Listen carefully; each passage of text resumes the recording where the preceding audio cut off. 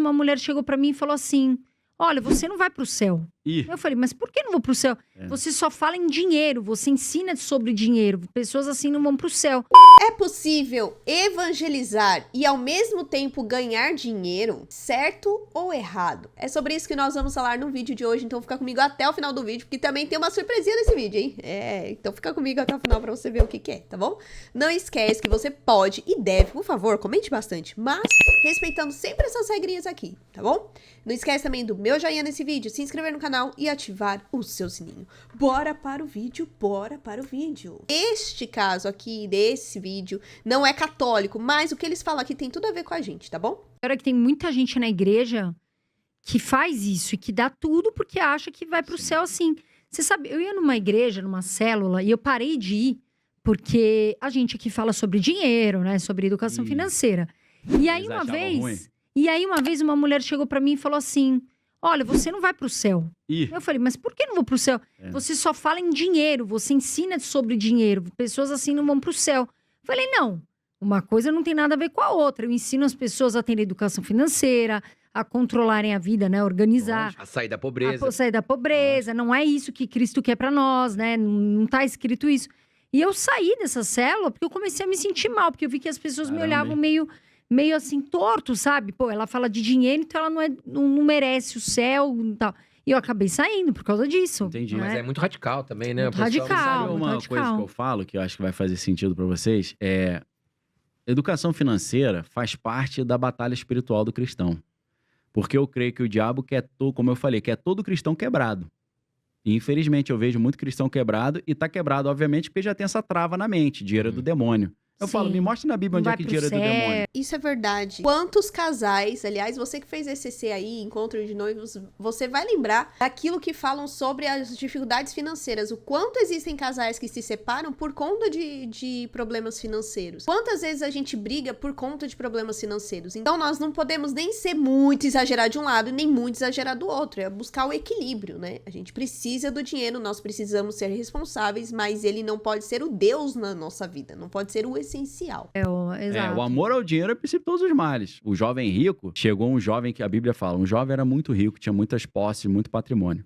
Aí ele chega para Jesus e fala, Jesus, o que eu preciso fazer para ser salvo? Já começa aí, ó, o cara ele sabe que tem alguma coisa errada, porque ele ama o dinheiro.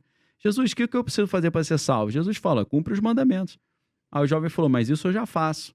Aí se eu fosse Jesus, eu ia falar, veio aqui para perguntar o quê então?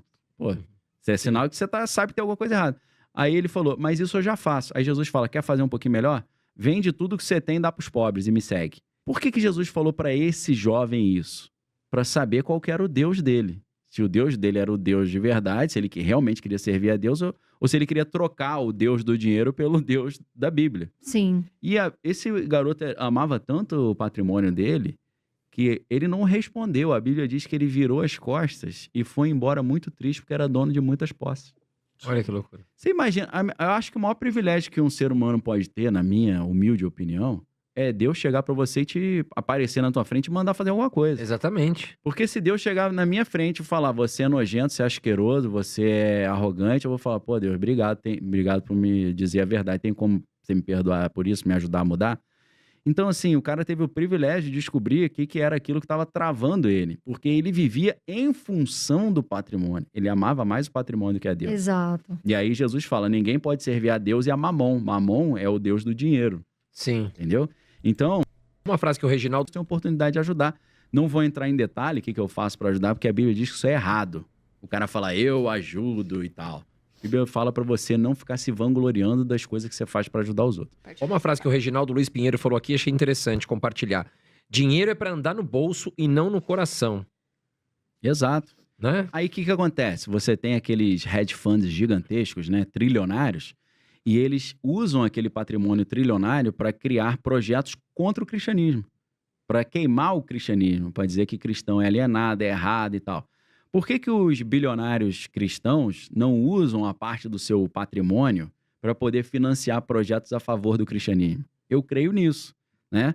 A gente vê, por exemplo, na Bíblia o José de Arimateia. José de Arimateia era um cara muito importante, muito rico na Bíblia. O que aconteceu? Jesus morreu. Ia morrer como indigente. Ele falou, eu vou oferecer o túmulo da minha família, que é caríssimo, para botar Jesus lá dentro. Então Jesus foi abençoado por um cara de posse e foi enterrado num local nobre. Depois ele saiu de lá, como eu creio que ele ressuscitou, né? Até a história é engraçada. Engraçada parte do seu patrimônio para o reino de Deus. Isso eu acho legal pra caramba. Você tem Isso é comum, nos Estados Unidos tem.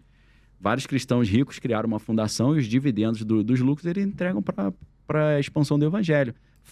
E agora ele vai lembrar de uma coisa que a gente já falou aqui sobre como funciona o The Chosen, que é uma questão de evangelização que eu particularmente gosto bastante. Tendo livros, patrocinando projetos culturais, fazendo filmes sobre a história de Jesus. A própria série, aquela série famosa, como é que é o nome? De Jesus, da história de Jesus.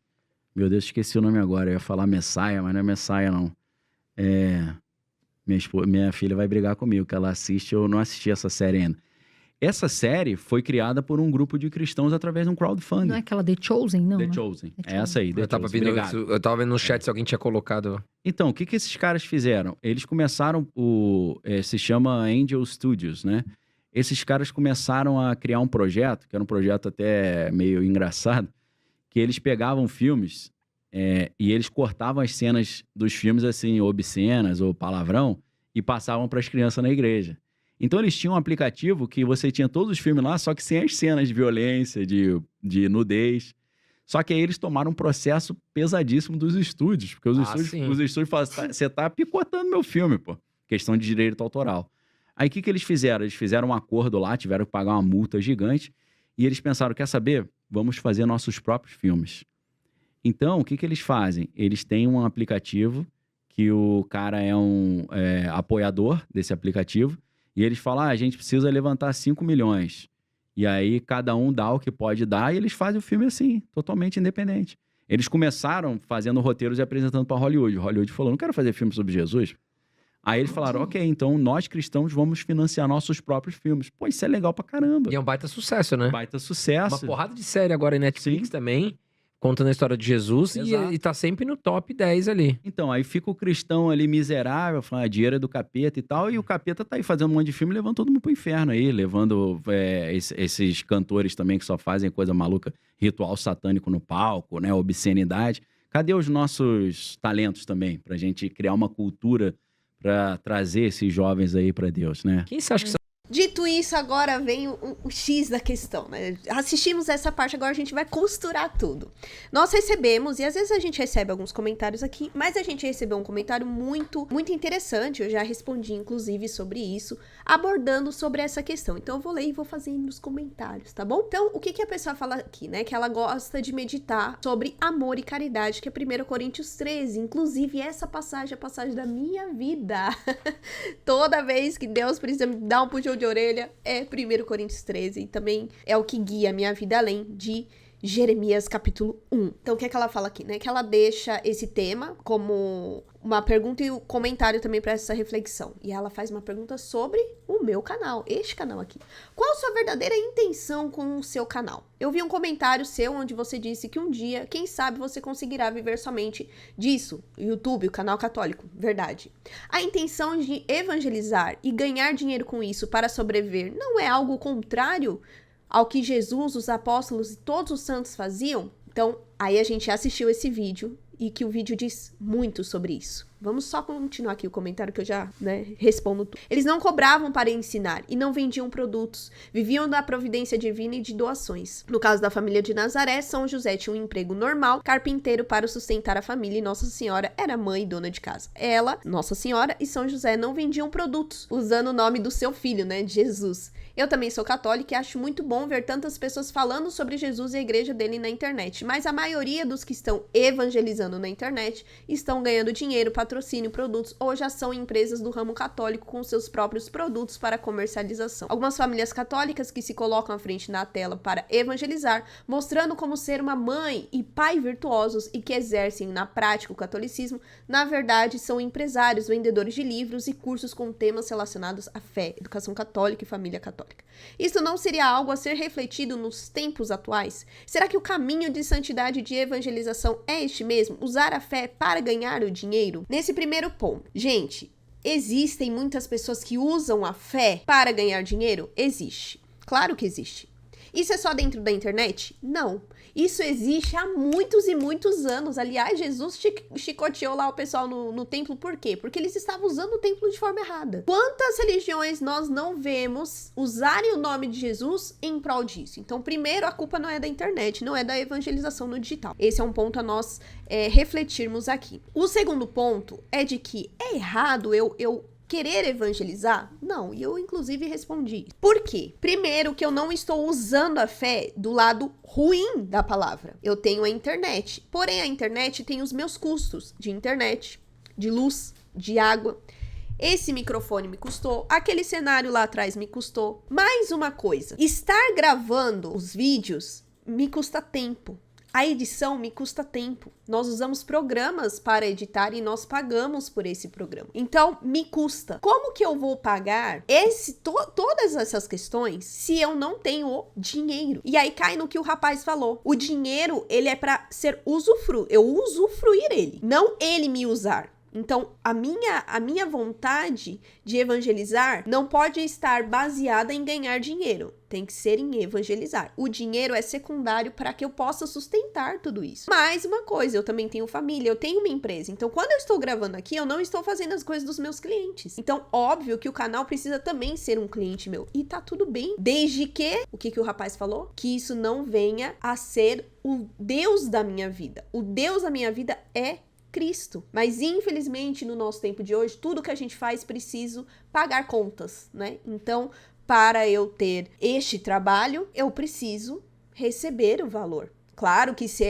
Ju, eu quero te ajudar, quero doar roupa, vou aceitar? Óbvio que eu vou aceitar. Agora, se eu tivesse só atento ao dinheiro, você concorda que a linha de conteúdo que eu teria aqui seria totalmente diferente? Inclusive, ela deu até alguns exemplos aqui, né? Que realmente são pessoas muito virtuosas, que vendem tudo, vende curso. Só que eu sempre falo isso, eu acho muito engraçado que canais pequenos que são verdadeiros em relação a isso, empresas católicas que mostram quais são os seus objetivos e não tem vergonha de falar, sempre são atacados, ou as pessoas, e eu não tô falando que isso é um ataque, tô falando que ou vem alguém e traz essa reflexão. Mas em canais, em pessoas, influencers que de fato fazem isso, eu não vejo esse tipo de reflexão, eu não vejo ataques, eu não vejo acusações, só em quem é pequeno, que os grandes não, eles estão ali, ó, eles são muito de Deus, né? E aí um outro ponto que trouxe também aqui nesse comentário foi sobre a questão de Carlo Acutis, que ele é o único exemplo de evangelização na internet que não usou o site dele para ganhar dinheiro. Ele fez com a intenção de levar Jesus e milagres eucarísticos às pessoas sem esperar receber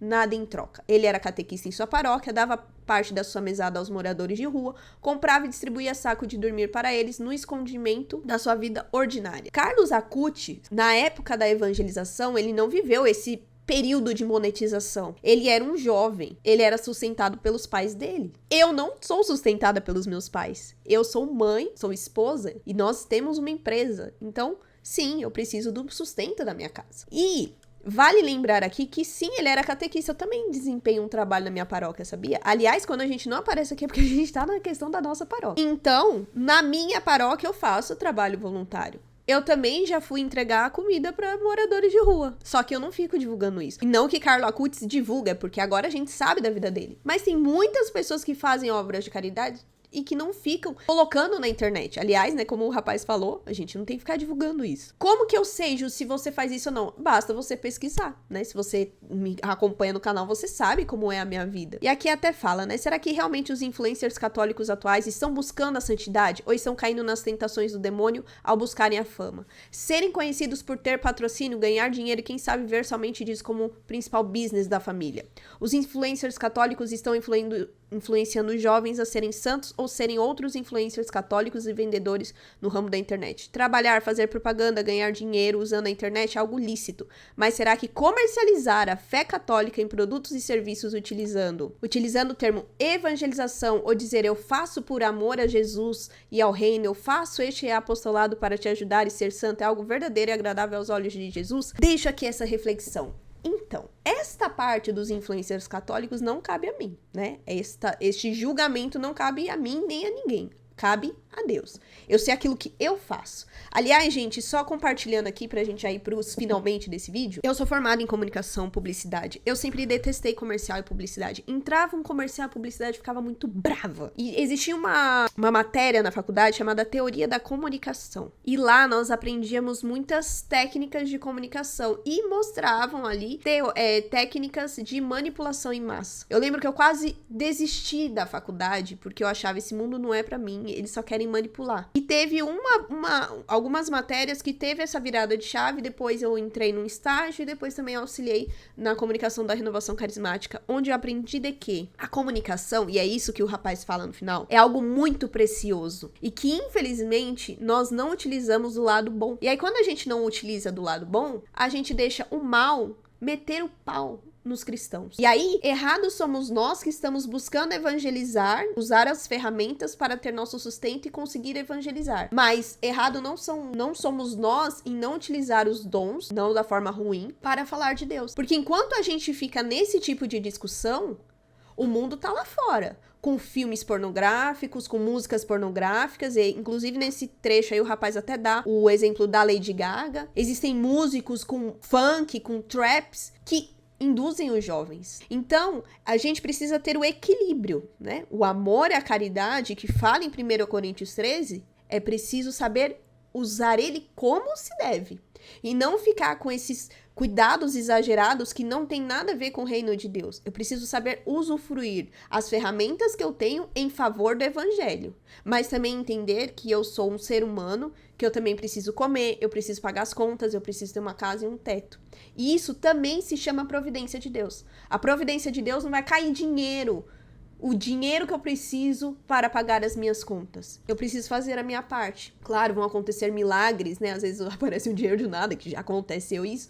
Mas eu não posso ficar dessa forma, dependendo de tudo e não fazer a minha parte. Deus faz a parte dele e nós fazemos a nossa. A nossa parte aqui é usar os dons que Deus nos deu, usar o meu conhecimento, o conhecimento do meu marido naquilo que nós estudamos e colocar para frente a questão do evangelho para combater o mal que se instala na internet. Um dia eu vou falar muito sobre esses males que se instalam na internet. Então, que nós sigamos o exemplo, né, do The Chosen, que é um exemplo assim de evangelização, que sabe usar as ferramentas sem ser manipulado pelo dinheiro nem pela fama. Aliás, The Chosen demorou muito para ter fama, hein? Muito. Acompanho eles há muito tempo e só agora eles são conhecidos. Por quê? Porque eles buscaram o caminho certo. E o caminho certo, ele é bem trabalhoso. Aliás, tem que ter muita paciência, que é o que nós temos aqui. Então, respondendo aí, né, a pergunta principal, qual a sua verdadeira intenção do seu canal? Você diz que um dia conseguirá viver disso? Em nome de Jesus, se essa for a vontade de Deus, quero viver sim, mas vivendo da forma equilibrada, com Deus, com base em tudo, em Deus, na nossa fé católica, sim, para evangelizar